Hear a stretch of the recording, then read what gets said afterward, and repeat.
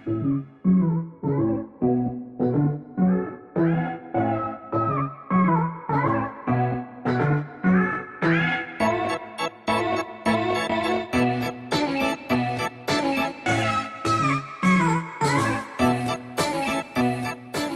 so this is pretty exciting. Last month in June 2019, we did a video with something quite exclusive. A video with the actual cases for the iPhone 11, the iPhone 11R, and the iPhone 11 Max. And I got those cases sent over by Sonny Dickson. Now, in case you don't know who Sonny is, he's pretty much the OG leaker when it comes to iPhone leaks. And he just sent over something even better than those iPhone 11 cases. These are the iPhone 11 models. Yes, actual physical units of the upcoming iPhones manufactured on the exact same dimensions that Apple would be using. So this is something that case manufacturers get their hands on way before release. So here's a first look at the iPhone 11, the iPhone 11R, and the iPhone 11 Max. Okay, so the iPhone models came in really well packed. Wow, I mean, take a look at this. I just want to make sure that these are actually the iPhone models and not my Amazon Prime order because they should be about the same size. Okay, okay, we have the wrong package. Okay, this has to go back, or actually not. Just joking, guys. I obviously have a second package. Oh, come on. Okay, leaving the jokes aside, inside this we get a bag of flour, and inside that flour we get the 3 new iPhone models for 2019. So they're actually packed in these white boxes and then wrapped in this bubble wrap. Okay, so starting off with the iPhone 11 model, this is the 5.8-inch variant. And I just want to remind you that this is not a functional unit. So it is made out of plastic and glass, and the buttons are indeed clickable, so that's pretty cool, but the inside is most likely empty. I'm not gonna open it because I don't want to break it, but yeah, the inside is most likely empty. Now, interesting enough, these models are not light at all. They do feel quite heavy, which is interesting, as if there was some tech inside, even though, keep in mind, there is none. So I've decided to weigh the iPhone 11 model versus the iPhone XS. So the XS weighs in at 173.3 grams, while the 11 model weighs 176.9 grams. So I believe that the manufacturer of these iPhone 11 models actually added some metal plates inside in order to bring the weight as close as possible to the actual iPhone 11's weight when that's released. So yeah, really impressed so far. Speaking of impressed, not a sponsor, but if you're impressed with this video, do consider subscribing and hitting the notification bell for more cool tech videos such as this one. Now, taking a look at the front, just as in the leaks, this looks identical to the iPhone XS from 2018 and the iPhone X from 2017. So this will be the 3rd year of Apple recycling the exact same design. We've actually printed off a home screen just to give you a better idea of how this will look like when it's turned on. And yep, it will look exactly like the iPhones from the past 2 years. So yeah, not that impressed. However, it won't feel the same in the hand. In fact, the iPhone 11 actually feels noticeably thicker than the XS and the X did. The 10 and the XS measured in at 7.7mm thin, while the 11 is said to be 7.8. But I actually measured this model, and it seems that it's actually 8.6mm thick. So yeah, this is a significant increase from the rumored 7.8mm thickness. So either the manufacturer got a thickness wrong, or this is how thick the next iPhone 11 will be. So the thickness is indeed quite noticeable in the hand. Now, in terms of the buttons, we have the power button on the right, same size as before, but it is now moved a bit further down, which makes it easier to access, especially on the larger models. On the left-hand side, we have the volume buttons as well as the mute switch. Now, they've both been moved towards the bottom as well to make it easier to access, which is great, but it seems like on this mockup at least, the mute switch is still using the exact same old design that we've had in the past. So there were some leaks claiming that the mute switch would be redesigned into a forward and backwards button, just like on the old iPads, rather than up and down like we have now. And then on the bottom we have the exact same speaker grills and the lightning port as on the iPhone XS. And yes, I know, this isn't a mistake. On the iPhone XS, we only have 3 cutouts on the left rather than 6, like we have on the iPhone X. Since they're not symmetrical anymore, this looks pretty bad. As in, it looks horrible. Apple did this when they added the extra antenna line on the bottom of the XS. Yeah, it's a horrible design choice, which I'm hoping that Apple would fix in the actual iPhone 11. And then finally on the back, we have these labels that cover the Apple logo as well as the regulatory info. Now, the reason why they're covered is because it's actually illegal to sell and ship a counterfeit device, which, you know, this one, if it has the logo, it actually is. So removing those, and there we go, the back of the upcoming iPhone 11. Now, the biggest change here is obviously that massive skirt-off camera module. So instead of having two camera modules like we had before, a regular and a zoom lens, we will now have three modules, a regular, a zoom, as well as a wide-angle lens. And this is great, but Apple's design choice for this module is honestly the worst that I've seen.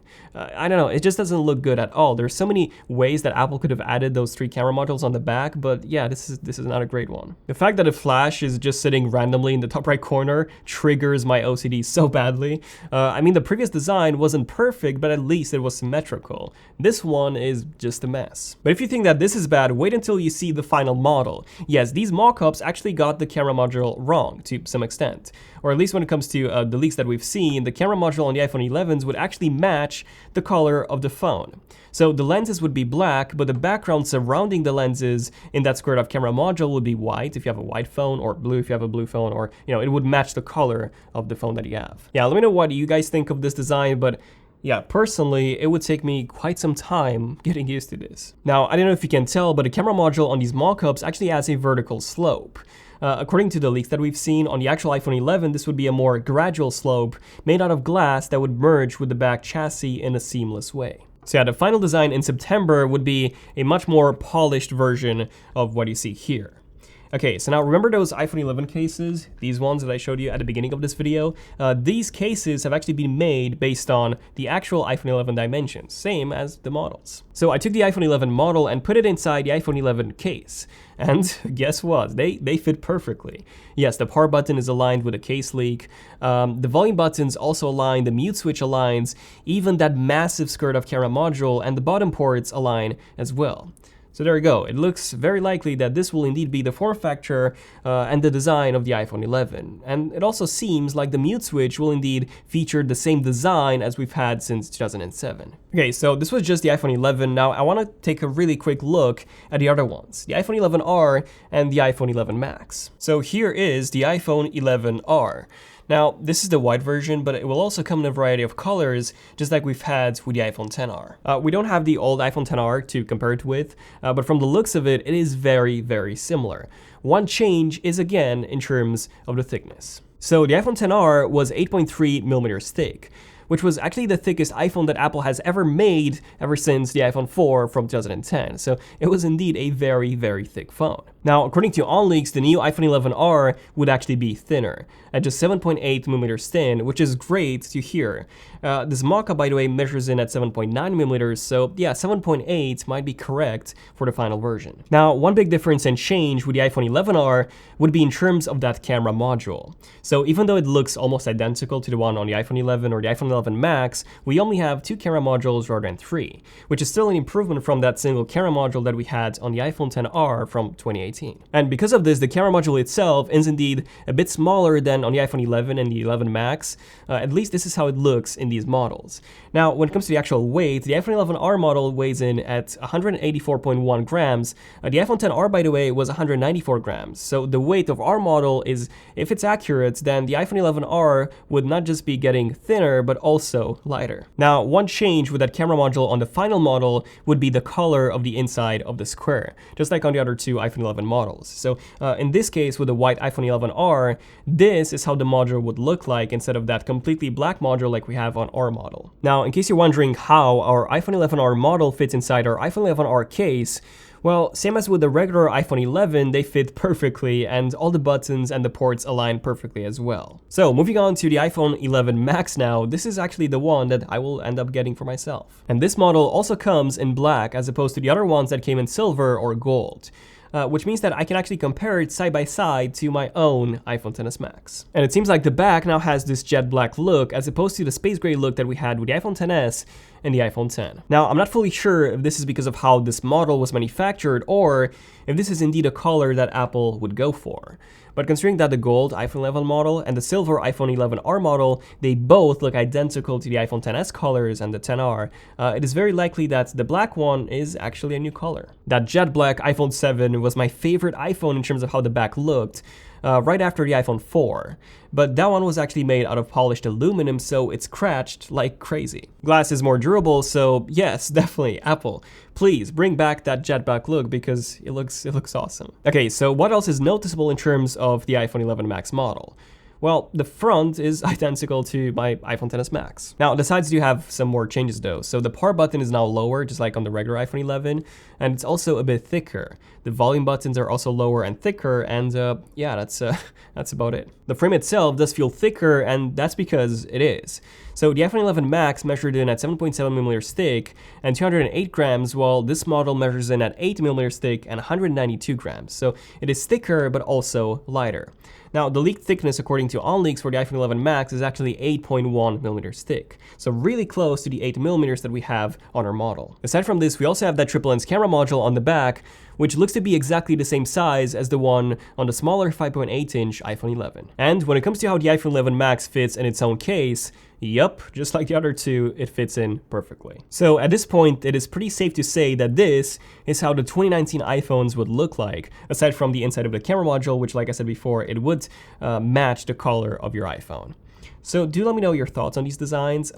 Personally, I gotta be honest with you, I'm disappointed. Apple is one of the richest companies in the world, and when I take a look at companies such as OnePlus or Xiaomi or Oppo that are worth only a fraction of what Apple is worth, and they actually massively change their design and they improve it drastically every single year, or even multiple times a year, and Apple cannot do that at all. Instead, they recycle a design for 3 years or even 4 years in the case of the iPhone 6, and that's extremely, extremely disappointing. No wonder that Johnny Ive left. Full video explaining that here. Plus, let's be honest, the iPhone X from 2017 looked better than both the XS and the upcoming iPhone 11. And that's because it had a symmetrical speaker grille, it had no massive and ugly camera module on the back, it was just a better design. But yeah, let me know in the comments, I really want to hear your thoughts or read your thoughts on all of this, the designs.